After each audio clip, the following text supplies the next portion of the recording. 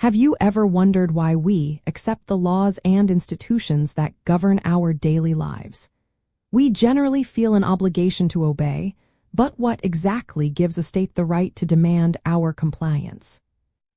State authority primarily justifies political obligation through various philosophical theories, which aim to explain why individuals ought to obey the laws of their governing body. These justifications are not always mutually exclusive, and often philosophers combine elements from different approaches. The core mechanisms for this justification often stem from concepts like consent, fairness, or a recognition of the benefits derived from a well-ordered society.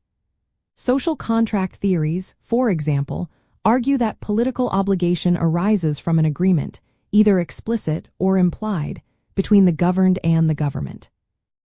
Another prominent theory, known as the principle of fair play, suggests that if you benefit from the state's protections and services, then you have a reciprocal obligation to uphold its rules.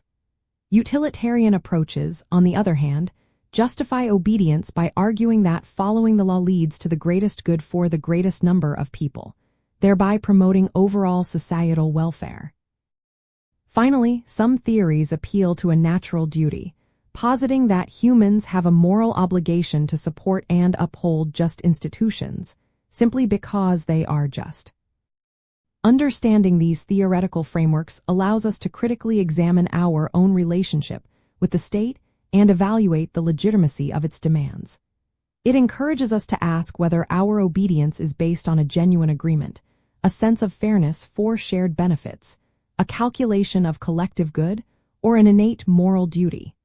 This intellectual exercise can help clarify the ethical underpinnings of civic life. Delving into these theories reveals that the concept of political obligation is not a simple given, but rather a complex, debated topic.